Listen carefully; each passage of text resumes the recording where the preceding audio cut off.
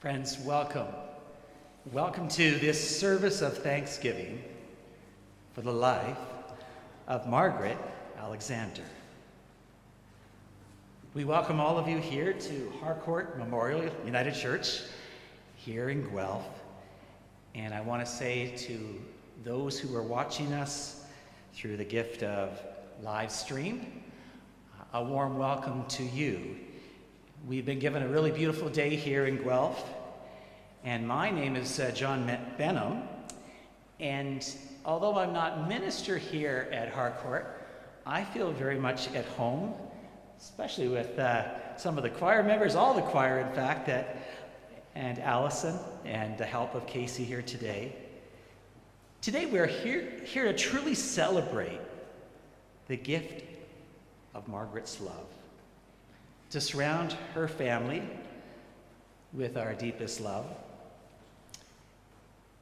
and to say thank you to all of you who are here with your presence and your love. It means more than words can ever say. We all know that the pandemic has turned things upside down for the whole world. We know that funeral plans have been delayed. We know that life has changed in so many ways for us, and some of you may feel comfortable to keep your masks on. We encourage you, but certainly when you're speaking at times, you are certainly welcome to take your mask off as well. You know what's a beautiful part of this service today? It's the heart of it.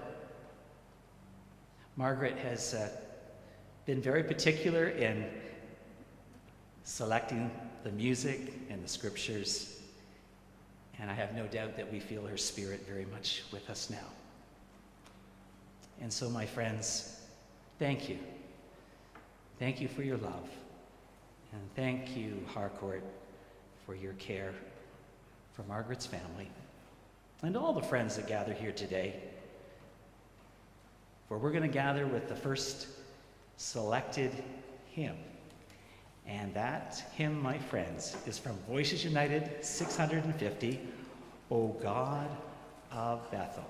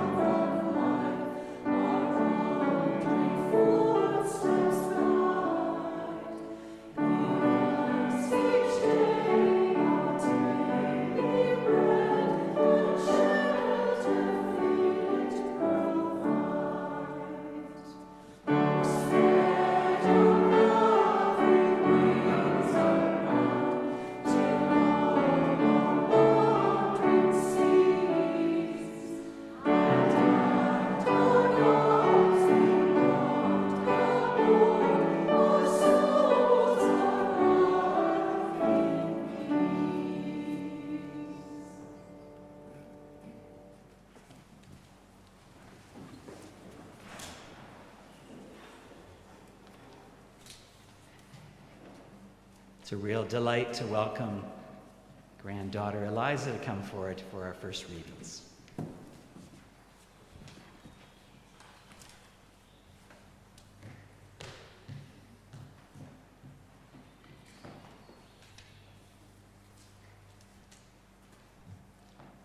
Okay, hi. First, I will be reading a selection from John. Let not your hearts be troubled. Believe in God.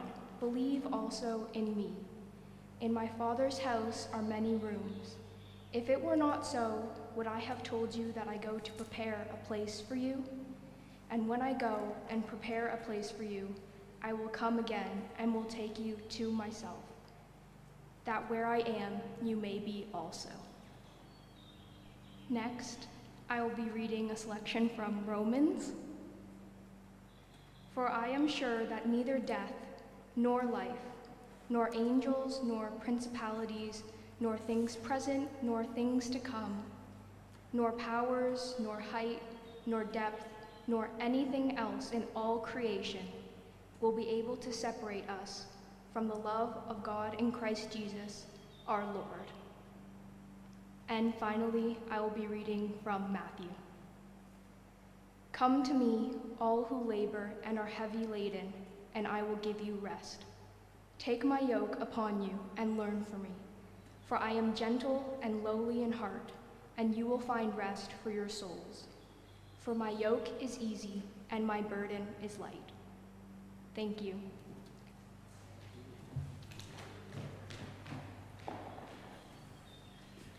Thank you, Eliza. I'd like to welcome Margaret, daughter-in-law, to come forward now for her final reading.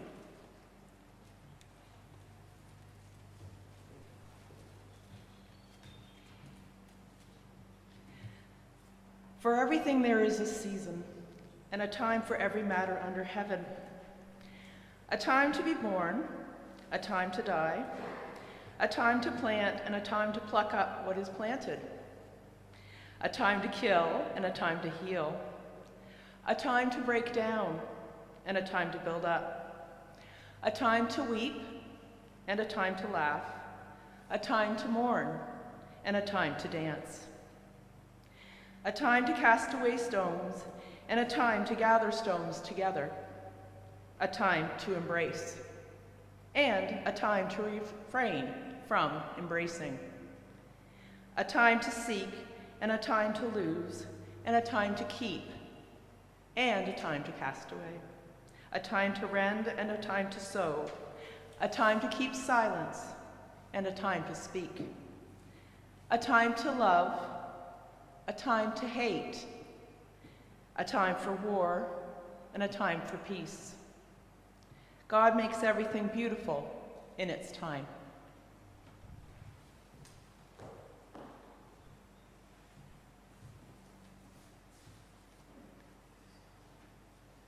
Thank you, Margaret. My friends, I'm going to invite us now to join together in words that Margaret surely shared here at Harcourt, but no doubt in her own personal faith journey. Let us share in the words together of the Lord's Prayer. Our Father, who art in heaven, hallowed be thy name. Thy kingdom come. Thy will be done on earth as it is in heaven. Give us this day our daily bread, and forgive us our trespasses, as we forgive those who trespass against us. And lead us not into temptation, but deliver us from evil. For thine is the kingdom, the power, and the glory, forever and ever. Amen. The heart of our time together surely are memories that truly are within each and every one of you who have been blessed to share this journey of life with Margaret. Cherish those memories that you have, and let us now listen to these dear children as they offer one by one some memories. So I'm going to welcome Jane to come forward first.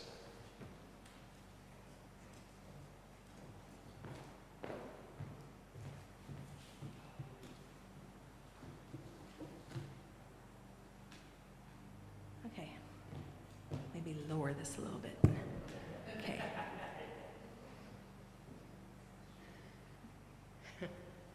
Hey, we thought you'd like to hear a bit of Mom's history first, and then our memories of her will follow. Mom was born and raised in Fergus, Ontario, She was the daughter of Lloyd and Florence McCarty and sister to brothers Sandy and John.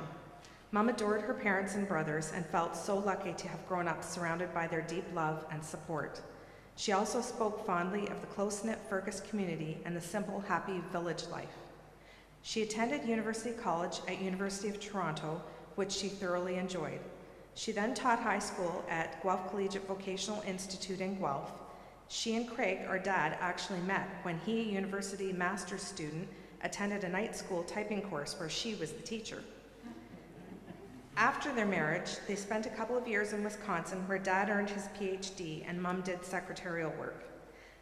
Then they lived in Cincinnati, Ohio for 12 years after Dad took a position at Procter & Gamble. Kathy, their first child, was born there, and in 1966 they settled in Guelph where Dad was a professor at the university for 25 years. After Dad's passing, Mom eventually moved to a condo overlooking Riverside Park in Guelph, where she had many happy years. She later enjoyed her stays at Stone Lodge Retirement Home and St. Joseph's Long-Term Care. Wherever she was, Mom was active in church and social groups, making many lasting friendships. As a talented pianist, she accompanied the Singing for Fun choir, was an on-call pianist here at Harcourt, and played for sing-along events in her condo complex and at seniors' homes. She was also an avid bridge player and a member of various bridge clubs for most of her adult life. At the condo, she led exercise classes well into her 80s and was the treasurer of the social committee. In her spare time, she loved reading, gardening, swimming, walking, visiting with family and friends, and she treasured spending time here at this church. Mom was something special. Her exceptionally kind and open nature and her loving heart made her an excellent friend, wonderful mother and wife, and just a pleasure to be with. Now I'll take a sip of my drink.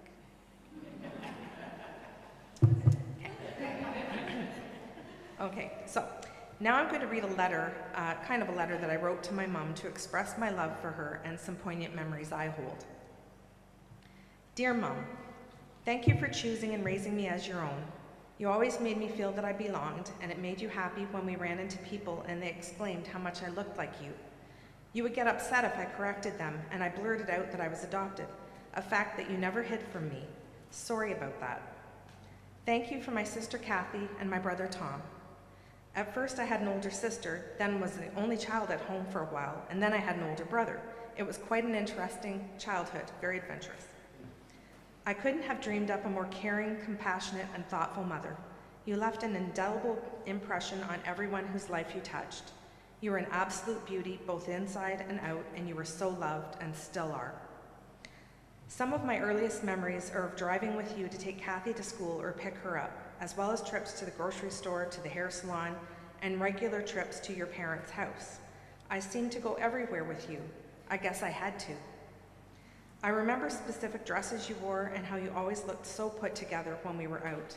Before leaving the house, you always applied lipstick in the front hall mirror, and I remember that lipstick you loved the most and wore for years was by Revlon, and the color was soft silver rose. I vividly remember the day we were out driving and you pulled into someone's driveway, I guess to back out and turn around, and I decided that would be a good time to pull on the door handle. Of course, no car seat then. Out I went into the snowbank. You're pretty shocked when you realized I wasn't in the car. I'm sorry that I did that, Mom. As a little girl, I probably thought it was funny. As a mother now, I realize how scary that must have been for you. Thank you for drying my tears every time I was hurt emotionally and physically. I remember when I fell over the back of Dad's chair and landed on my head. That explains a lot. And all the other times I injured myself being rushed to the hospital, you sat with me to comfort me on the way in the car. You were a great comfort.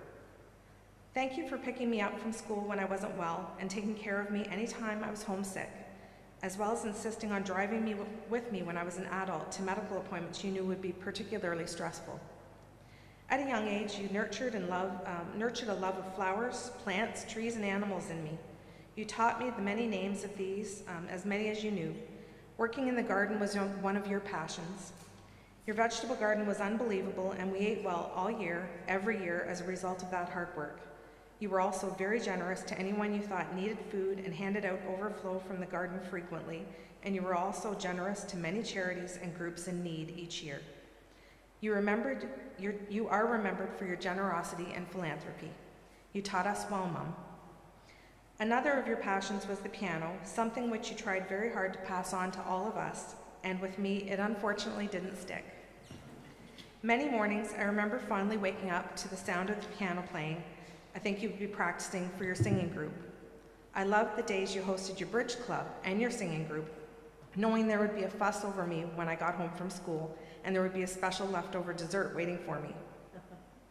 You offered your full support with everything that I tried and taught me all the skills you'd learned, from knitting to sewing to cooking and drawing, for which I'm grateful.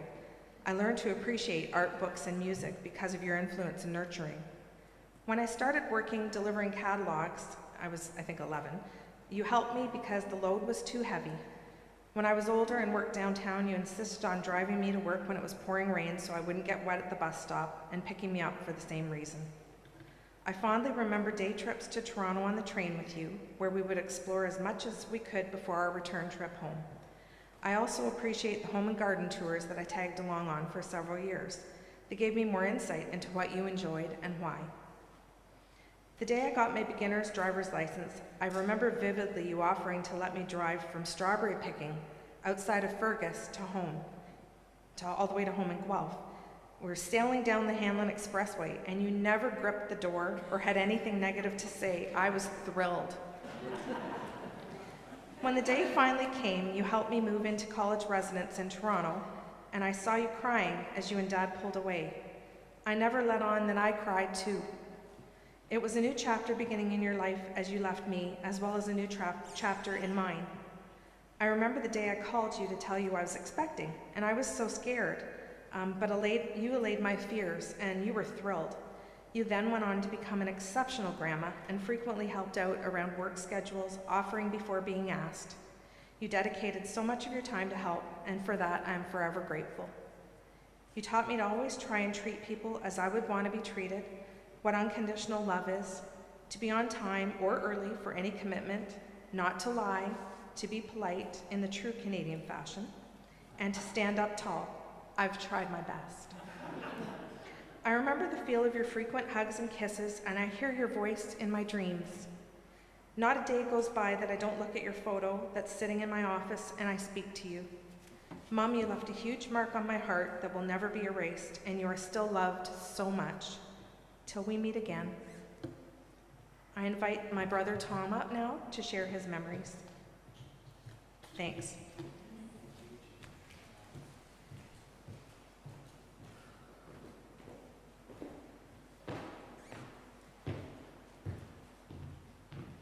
Good afternoon. Thank you, everyone, for attending. You're a little tall. Yeah, not that tall.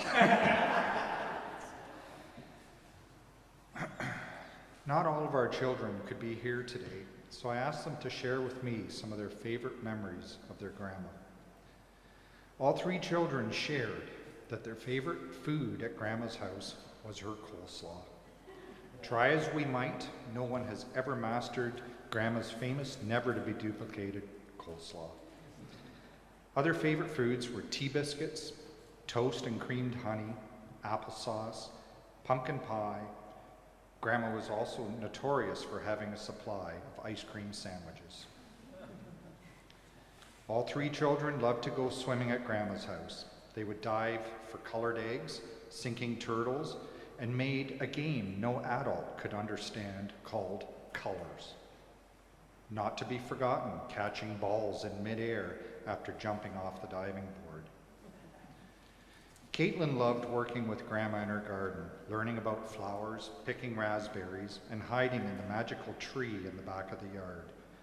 Often they played piano together and did sing-alongs. Caitlin did get some musical input from Grandma.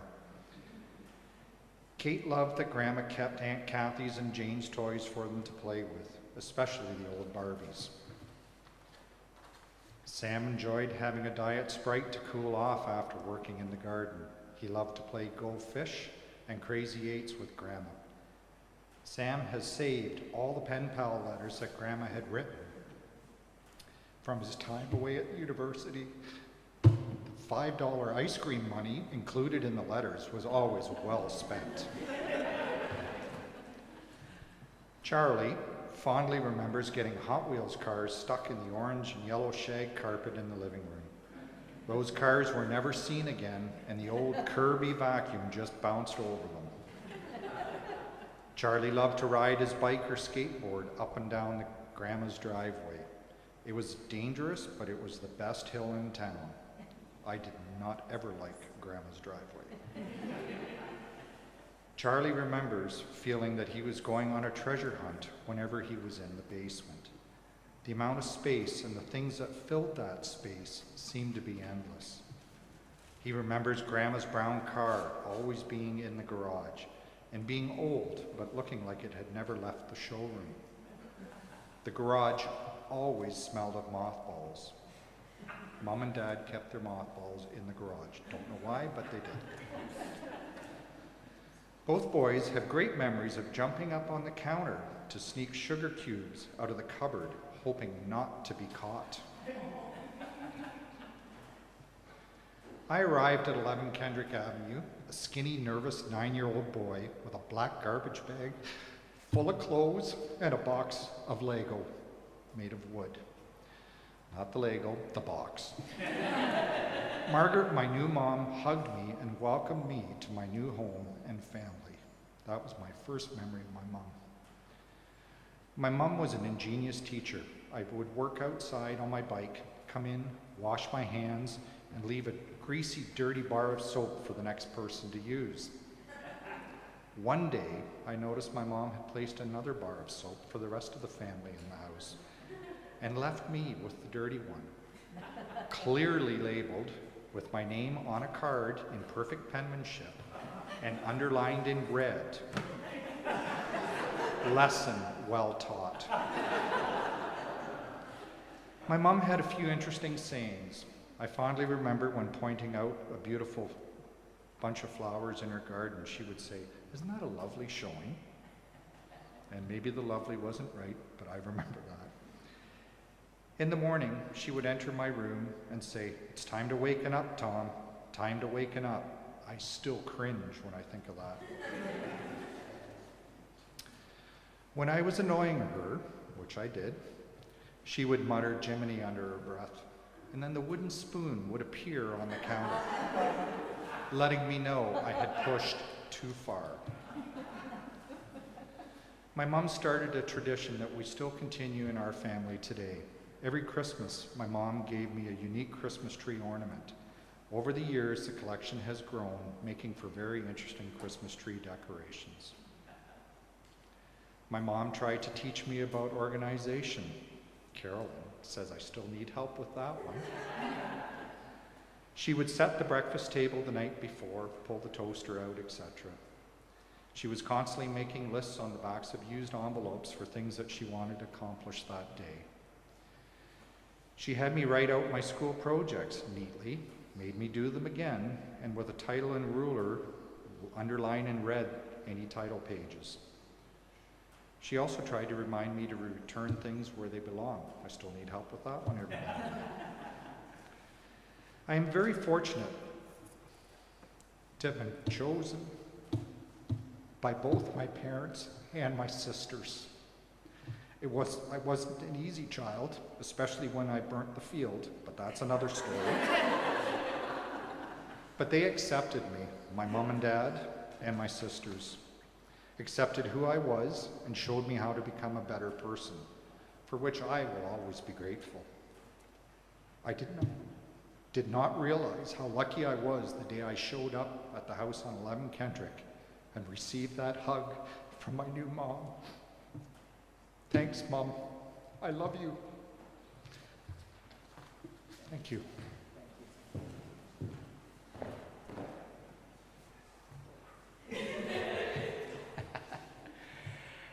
Bless you, Tom. Beautiful memories. I didn't know you were such a hard child, but no, your confessions are...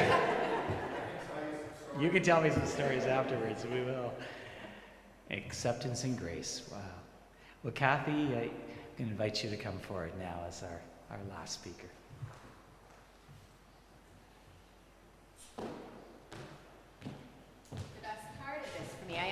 Margaret's daughter, the best part of this for me is hearing these guys' eulogies, because we didn't share them with each other. So there's some great stuff in there and things I didn't know, actually, about well, you know, I was away at university when these guys were younger, and it's really neat to hear about the kinds of things they did together. You know, Jane even going to Toronto with Mum and stuff like that. It's neat. It's really nice to have that information.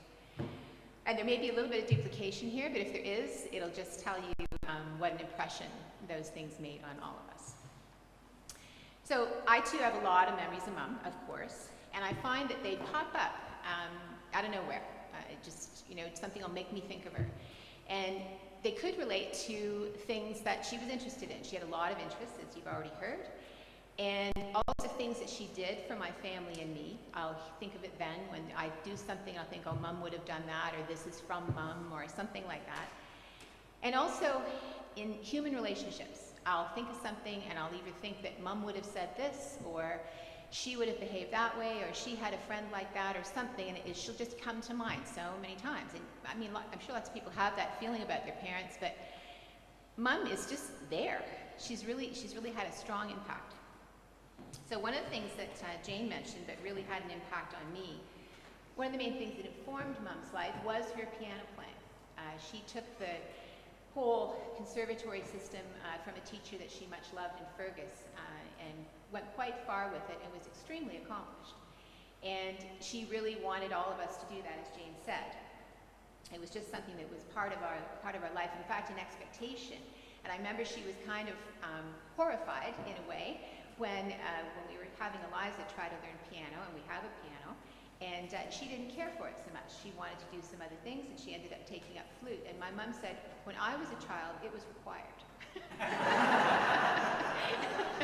So it was just a different time, but it worked for her. So anyway, now she shared her talent, as Jane mentioned in the introduction, with playing she was in College Women's Club at the university, partly because Dad was a prof there.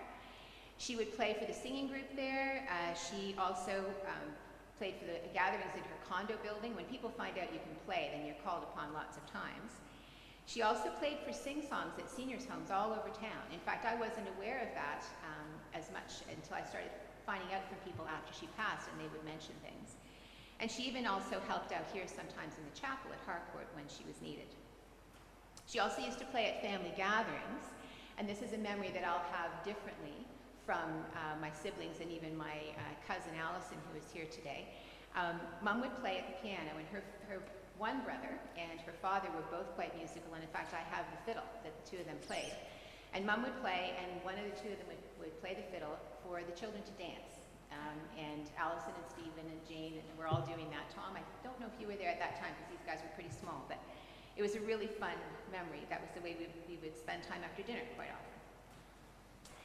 I can also see her just sitting down to play for the love of it. There's a snapshot I think might be in the grouping that you'll see downstairs. As early as they bought this piano in Cincinnati when we were there, and it followed Mum through life, and Bruce has it now. It's a Spinet, Akron I think is the name of it, and it was a big piano company in Cincinnati, but Mum just had to have that. And I can see her sitting down, I can hear the music, and particularly, she played by ear, but also from her extensive collection of sheet music, which was mostly from the 40s. And because of that, I know those melodies and those lyrics by heart, because I was there when she played them, so that will make me think of her. If I hear Benny Goodman or somebody like that on the radio, I'll go, oh, there's Mum, because that was her era and the thing that she loved, the music style that she loved. She used to describe parties she attended when she was a teenager, and the key bit for me was that the entertainment, so different than what might happen now, would be a sing-song of popular music with Mum at the piano. And I always thought that sounded so cool, like just a great way to spend a party. And she was my piano teacher, as I mentioned, seeing me through much of the Royal Conservatory system. I didn't go all the way to the end. But to my frustration and her regret, she couldn't figure out how to pass on the mysterious ability to play by ear, which to me is real playing and made her almost magical. She also had a real Scottish pride. That informed a lot of my upbringing. My heritage is that I'm Scots Presbyterian all the way back, both sides. And she took great pleasure in that heritage of her own. She loved Scottish history and literature, particularly very simple, old-fashioned novels that she read and reread. She delighted in quirky Scottish sayings and words, and she had a keen interest in family history and in heirlooms, mainly because of who owned them. She could tell you. We have sets of dishes and all kinds of gizmos and ornaments and things, some of which came over on boats from Scotland, and she knew their lineage, their heritage, and took great pride in that. She loved plants, which I think has already been mentioned, but I remember her taking great pleasure in the vegetable and flower gardens wherever she lived. This is a passion that she learned from her parents, who had a huge property in Fergus. The flower gardens there were incredible. I can see her hands caressing a perfect, ripe, just-picked tomato. She would take such pleasure in the produce from the garden. And I see her patiently watering everything in the evening, swatting away mosquitoes, or carefully creating delicate flower arrangements for the table. She loved a funny story. She delighted in hearing particularly funny stories told and retold, and would laugh just as hard each time. It was a slow, breathless, squeak-punctuated, squinty sort of laugh, to the point of tears. And I think we've all seen that, especially in her later years. It was really something. And then, I think probably lots of people here know that, we certainly do. She had a deep, simple, unwavering religious faith in her core. It was just so deep and so unquestioning. It was just, she never worried about details she couldn't explain, didn't matter. She just had that belief all the time. She did do lots of extra things for my family and me. As was mentioned, she taught a number of business practice skills, the bookkeeping, shorthand, penmanship, and typing at GCBI. And she made good use of those skills herself all through her life. She kept the family accounts, and she made secret, indecipherable little shorthand notes to herself all over the house. And the perfection of her handwriting was legendary. She was just amazing. She also typed for anyone who needed it. I could have done it myself more slowly, but luckily for me, she offered to type endless essays throughout university, never complaining about revisions, and always claiming that she enjoyed the content. I really benefited from Mom's sewing skills and her selfless accommodation of my choice of fabric and pattern. I made simple things myself, the odd skirt here and there, but she constructed beautifully embellished outfits, particularly prom dresses. Unbeknownst to me until years later, some of my choices were way too complicated, but she didn't let on and just made them anyway. She was a super grandma to our daughter, Eliza. As Eliza will tell you, staying with Grandma was an event. There was a special menu, an outing to Riverside Park near where Mom lived, or a trip to the ice cream store, games, or watching TV, an interesting, always child-centric conversation. She was always looking for ways to make our lives easier. There were deliveries of homemade scones, not scones, tea biscuits, chili sauce, canned tomatoes, endless fresh vegetables in season, and bags of leaf lettuce that my husband and I called magic lettuce because it came already washed.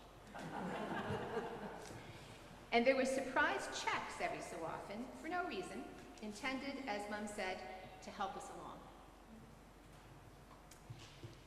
One thing was sure, Mom's relationships with people did define her. She had a genuine interest in others, which you don't often see. She was highly approachable, with a complete lack of vanity or pretension. She was known for her generosity and thoughtfulness, as Jane mentioned. She was making routine calls to family and friends just to see how they were doing, paying visits to older people who lived alone, as her mother had done before her, taking the time to send handwritten letters with Christmas cards. Mom had a deep and exemplary attachment to and gratitude for her beloved parents that really impressed me. They could do no wrong in her eyes. She had a strong appreciation for friendship, plus an admirable self-sufficiency in equal measure. One time when she was living alone, I asked her if she was ever lonely. She quickly said, "Not a bit. I have my wonderful friends, but I enjoy my own company." A good way to be, I think. And of course, there's her love of us. It's a quiet, powerful, unconditional love that was just always there and is still there now in my continuing relationship with her. Love you so much, Mom. Thank you.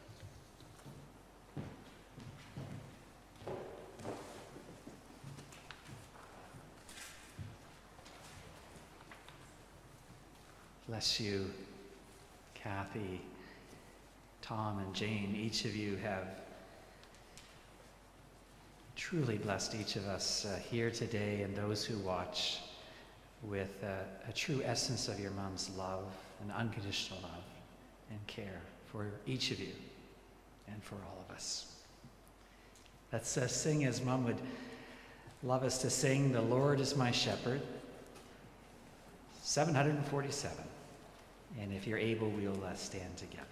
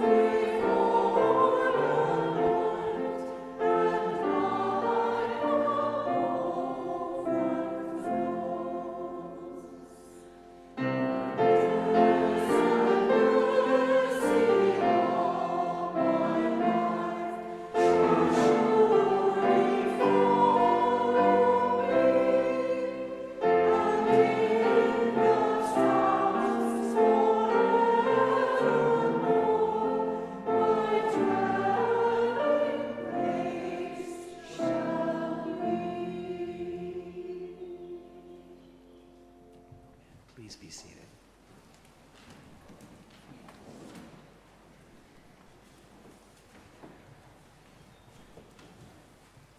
Margaret's cup has truly overflowed throughout her life in her love for family and her love for friends and the special community of faith, Harcourt Memorial. I listened to the unconditional nature of Margaret's love. Her light shines really bright. I hear the birds singing as we worship here and can just imagine how much she's enjoying as she enjoyed the garden, enjoyed worship. She enjoyed people. One of the things that I really enjoyed in preparing for today is Kathy was kind enough to share with me Margaret's handwriting for the preparation of today. And Allison, you will enjoy this. Margaret said, Amazing Grace, the jazzy version. And she said, the hymn we've already sung, God of Bethel, don't let it drag. Margaret Alexander, I believe, knew herself really well, what was important to her. And each of you, in your own special way, have been a part of what is essential to her living and loving people. Today we are so full of thanksgiving, but of course we're still filled with sadness even after a year and a half. Because grief is a journey. It really is the work of love. And it doesn't, how many years have passed, those we love, and here's the beautiful part, they journey with us till our very last breath. Those we love have dreams about them. We sense their spirit with us. We taste a little ice cream or remember them. We're holding a beautiful tomato and we remember how much Mom cherished something that was created by the Creator. Yes, this is a day of thanksgiving and joy, but it's also a day of sadness. And John O'Donoghue, great Irish spiritualist, said, when you lose someone you love, your life becomes strange. The ground beneath you, it gets fragile. Grief is a strange journey, and it changes as time passes. The fragility of the ground perhaps isn't to the degree it is at first. But the psalmist says it so beautifully, that death is really our great teacher of life. In other words, a teacher that tells us, don't take today for granted. Don't take the people we love for granted. And Scripture reminds us, like the great cloud of witnesses, that Margaret is cheering us on. She's cheering us on, maybe guiding us how to sing a bit today, but she's cheering each of you on in her deepest love. Because I believe she captured, of all the gifts that she had, and she had many talents, and the love with your dad, the love with each of you, she captured that relationships are everything. And that's why she took time to take interest in you, to listen. And she chose beautiful scriptures. I enjoy all of them, but Romans 8, Eliza, you read, nothing shall separate us from the love of God. It might sound like a simple faith. It's really the heart of my faith. Nothing. Nothing will separate us. No suffering, no pain, nothing, as hard as this world is at times. The unconditional love of God blesses us. And I think the truth about this is it blessed Margaret. And not only did she realize that relationships are everything, she knew that having a relationship with yourself so that you could have a relationship with God and one another was essential. And that's why she could say so beautifully, she was comfortable in her own space and her own self. What a beautiful image. So friends, let us remember that there's nothing that can separate us from the love of God. Even some of our troubled childhoods, as so honestly shared by each of you in your own special way. So I want to close with this. There's a beautiful gift of receiving faith very simply, but it doesn't mean we don't have our doubts.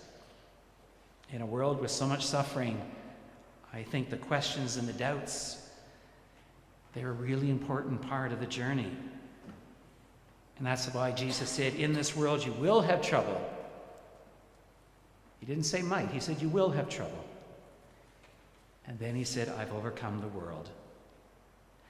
Margaret Alexander overcame, like we all have to overcome in life, what we don't understand, what we are deeply disappointed in, even our grief,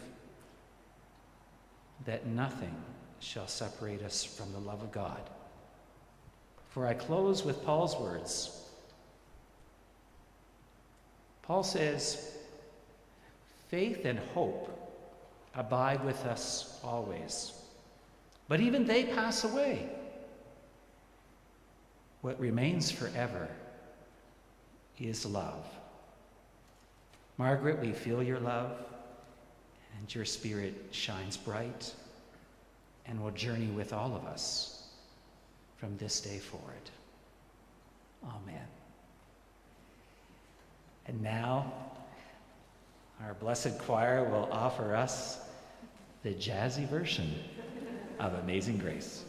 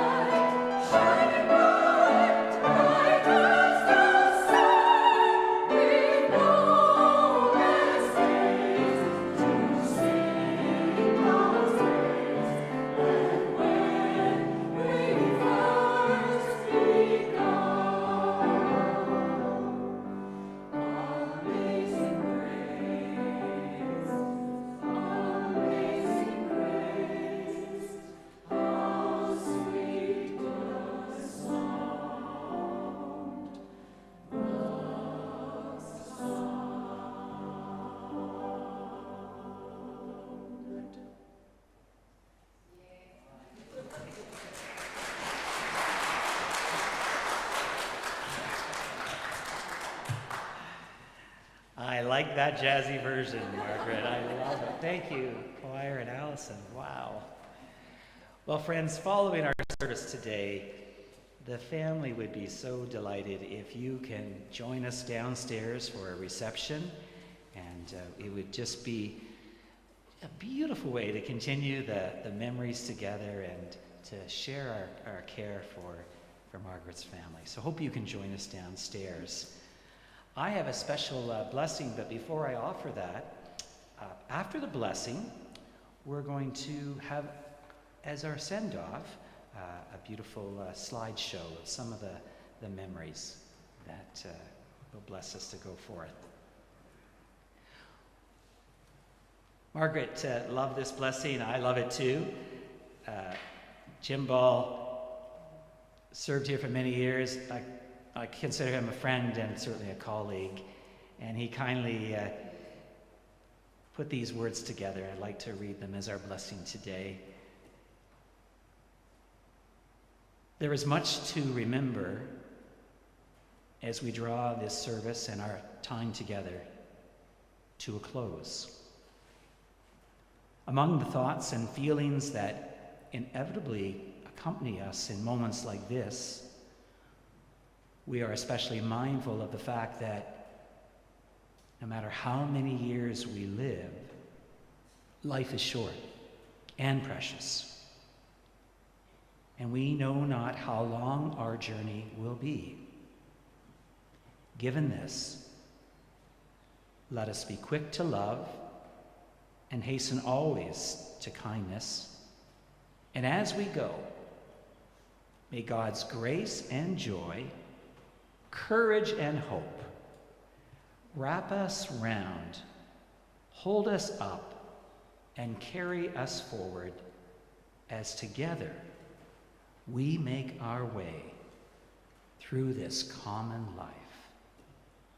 Amen.